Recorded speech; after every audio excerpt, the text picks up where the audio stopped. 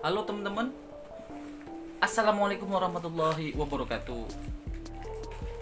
Oke teman-teman ya, tadi gini di beberapa komentar ada yang bertanya. Ini konten masih terkait pengecekan sepatu ya dengan metode melacak kode nomor UPC dan SKU yang berada di tag sepatu. Jadi gini, tadi ada yang bertanya. Dia bertanya begini dia pertanyaannya. Bang, semisal katanya. Semisal kode UPC SKU tembus katanya gitu kan. Bisa dilacak. Namun sepatunya itu ciri-ciri sepatunya itu meragukan katanya gitu. Itu bagaimana, Bang? Oke, saya jawab. Begini ya. Mungkin ini ada juga ya pertanyaan yang serupa bagi teman-teman semua ya. Jadi akan sedikit saya bahas terkait kode UPC dan SKU yang terdapat di sepatu Nike. Sebentar ya, saya merokok dulu. Jadi kode UPC itu ada informasi di dalamnya terkait sepatu tersebut. Kode batang atau nomor kode UPC itu bukti bahwasanya produk tersebut dibuat oleh brand Nike. Karena kita di sini bahas kode UPC ya. Kode UPC itu adanya di brand Nike. Jadi kita sebut aja contohnya contoh pembahasan ini di sepatu Nike.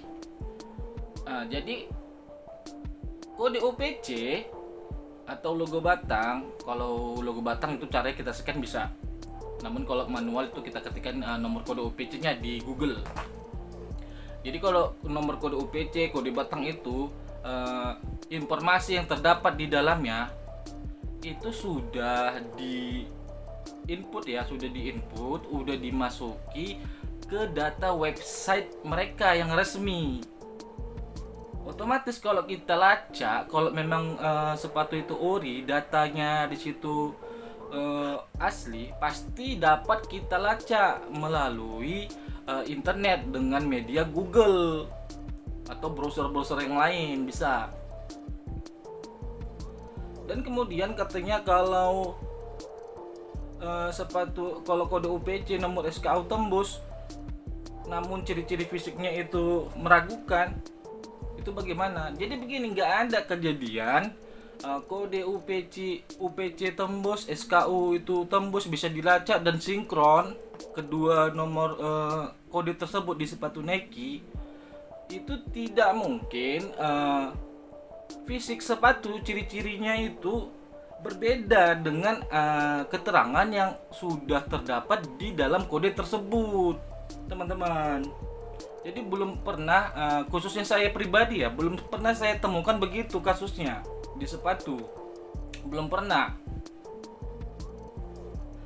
Tapi kalau teman-teman sudah pernah menemukan hal yang serupa ya, sesuai dengan pertanyaan dari salah satu subscriber atau viewers itu yang menuliskan pertanyaan di salah satu kolom komentar di video saya, tolong teman-teman kirim foto sepatunya dan tag sepatunya, karena belum pernah saya jumpai ya, dari saya jualan sepatu, bermain sepatu sneaker yang bekas, belum pernah saya jumpai itu kasus demikian.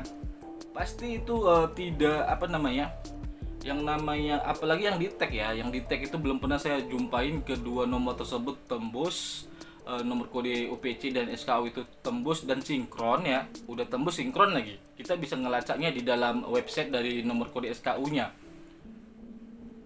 Kemudian berbeda detail sepatunya, tidak mungkin, karena kode SKU itulah detailnya di situ. Kalau kita searching di Google udah pasti sama, serupa, nggak mungkin berbeda, karena itu kondisi fisik sepatunya dan nomor kode SKU beserta nomor kode UPC atau logo batang ya, itu sinkron, antara ketiganya itu sinkron. Kalau yang ori itu nggak mungkin berbeda, belum pernah ada kasus begitu.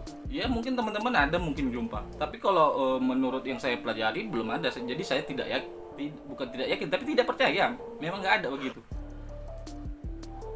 Nah, jadi ini ada lagi, kalau ini nggak kode OPC nggak tembus bang.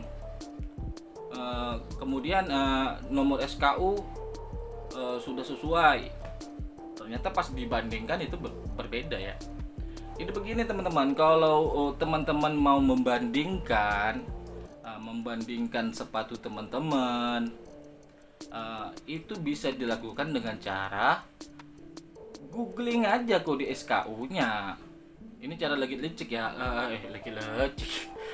cara ini lagi cek, cara lagi cek membandingkan sepatu, biar tahu original atau fake. Caranya itu teman-teman ketikkan aja di Google kode SKU-nya.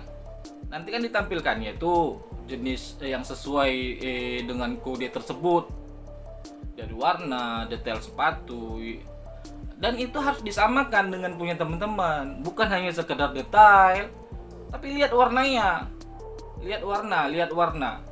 Kalau kode SKU, baru tampilan sepatu yang kita punya itu warnanya berbeda dengan kode SKU, udah jelas itu fake, nggak usah lagi diragukan, itu fake. Informasi yang tertera di dalam kode SKU tidak mungkin, kalau yang ori ya, tidak mungkin berbeda sama yang kita pegang, yang aslinya nih sepatunya, nggak mungkin. Jadi kalau kode SKU-nya katanya warnanya hitam, ya sepatu yang kita punya harus warna hitam, nggak bisa lain. Jadi ada nih ya, keterangan di kode SKU itu yang slash kurang, tanda kurang, ada nomor 3 angka, itulah kode warna sepatu tersebut. Jadi begitu ya teman-teman, itu teman-teman harus tahu juga tuh arti-arti kodenya, walaupun hanya sedikit. 3 angka yang di belakang nomor kode SKU, 3 angka misalnya 001, misalnya begitu ya. Itu menunjukkan tipe warna dari sepatu itu. Sedangkan jenis tipe sepatu itu yang ada 6 angkanya, 6 angka di depan itu tipe sepatu, yang 3 angka di belakang itu kode warna, jenis warna sepatunya gitu teman-teman. Jadi teman-teman harus detail juga nih, detail untuk menilai sepatu atau membandingkan sepatu teman-teman. Jadi konsentrasi di situ, cocokkan dulu warnanya. Pertama, warnanya udah sesuai nih, misalnya putih sama putih nih, oke, udah sama warna. Kemudian detail jahitannya di Google itu, di tampilan Google, setelah kita googling, ketikkan kode SKU, nomor kode SKU di Google, nanti kan ditampilkan di beranda Google tuh beberapa situs itu yang menjual produk tersebut yang serupa dengan sepatu kita pegang misalnya kan. Itu hampir rata-rata semuanya itu mengiklankan, menampilkan sepatu yang original, walaupun kadang-kadang di website tersebut itu kalau kita beli di situ yang datang beda detailnya. Nah, jadi teman-teman pilih aja, udah jelas yang ori itu kan, karena dia iklan menampilkan foto yang original. Nanti teman-teman pilih dan teman-teman samakan ini dari warna, detail jahitan, detail pola potongan bahan, baru dari kualitas bahannya dari apa, misalnya teman samakan. Kalau kulit ya harus sama-sama kulit nih. Kalau jahitannya lihat rapi enggak. Biasanya brand yang ternama itu jahitannya itu rapi, walaupun teman-teman bisa perhatikan kalau dia itu melingkar atau melekuk, itu jahitannya itu ikut melekuk, dia tidak zigzag. Kalau yang ori itu dia ada yang original, pembuatannya itu dia ada mesinnya sendiri untuk teknik jahitan seperti itu. Jadi begitu teman-teman, karena yang ori, produk-produk yang ori ini itu sebelum dipasarkan itu sudah lolos QC ya, quality control. Jadi orang tuh melihat dari potongan bahan, pola bahan yang udah ditempelkan di sepatu itu, lihat pola jahitan udah rapi tidak. Kalau ada melewat itu pasti reject, barang-barang reject, nggak akan dipasarkan. Jadi teman-teman harus belajar lagi masalah ini ya, perbandingan ya. Teman-teman harus belajar perbandingan sepatu ya. Lagi cek di ciri-ciri fisik sepatu yang ori. Sebelum video ini saya sudah kasih tahu juga beberapa metode untuk melakukan perbandingan sepatu ya. Metode dasar. Pertama itu teman-teman harus tahu detail jahitan. Biasanya yang ori itu rapi, baik itu di seluruh jahitan sepatu rapi. Kemudian pola bahan, pola bentuk-bentuk bahan seperti logo Nike, checklistnya itu kan pola juga, itu pola bahan tuh yang terdapat di sepatu. Baru pola tumit, yang belakang tumit, yang bagian depan, yang bolong-bolong, teman-teman harus tahu tuh polanya. Kemudian material bahan yang dipakai, kalau misal dari kulit, lihat seratnya sama enggak, begitu teman-teman, harus detail. Makanya harus dibesarkan itu kalau misalnya teman-teman harus membandingkan sepatu tersebut, misalnya melalui handphone, gambarnya dibesarkan, jadi bisa kelihatan tuh detailnya. Jadi yang begitu ya teman-teman ya. Mudah-mudahan teman-teman paham.